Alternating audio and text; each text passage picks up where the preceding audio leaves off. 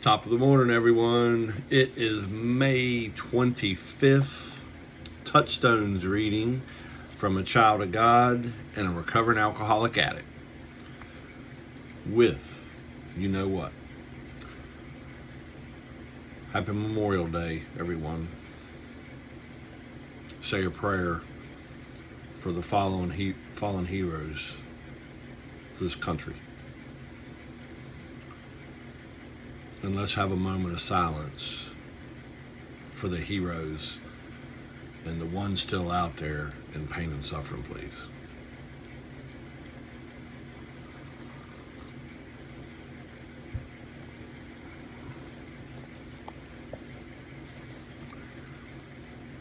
Thank you.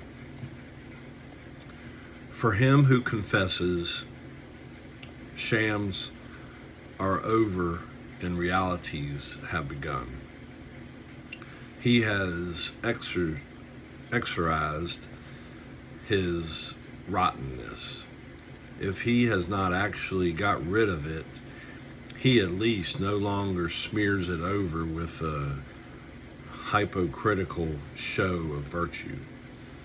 That's from William James. On the path we are following, confession is a frequent part of our experience. We admit our powerlessness. We make a searching and fearless moral inventory of ourselves and admit our wrongs. We make amends to people we have harmed, and we continue with personal inventory, promptly admitting our wrongs. With each of these steps, we grow spiritually by expressing on the outside what we privately know inside. We feel relief and gain self-respect. Sometimes we have harbored and protected a real rottenness inside that needed to be exposed so we could change. Other times, what we felt was rottenness turned out under the light of confession to be only a human phobal, I pronounced that wrong, in need of airing.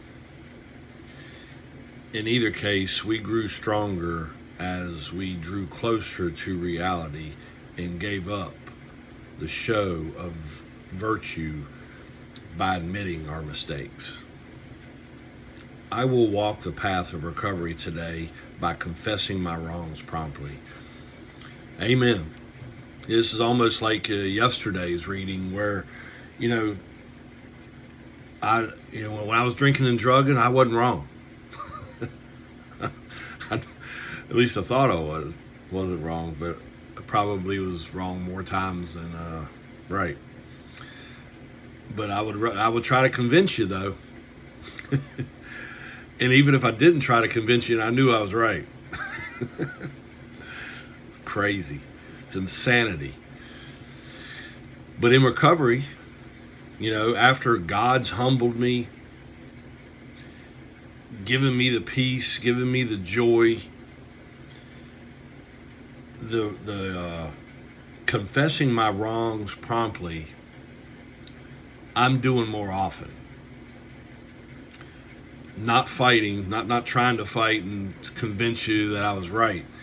I realize it. I finally realized, oh, okay, I was wrong there. I'm sorry, and try not to do it again. But, sometimes the character defects come back and we do it again. But as long as you recognize it and admit it, it's a good thing. It's growth. It is definitely an experience from going from the drunkard life to a sober life, one day at a time, of course, and realizing, where it talks about up top here, the powerlessness you had over the alcohol or drugs, and then, the 12 steps that you do, the searching and fearless moral inventory, That was huge for me. And then actually admitting it to another human being,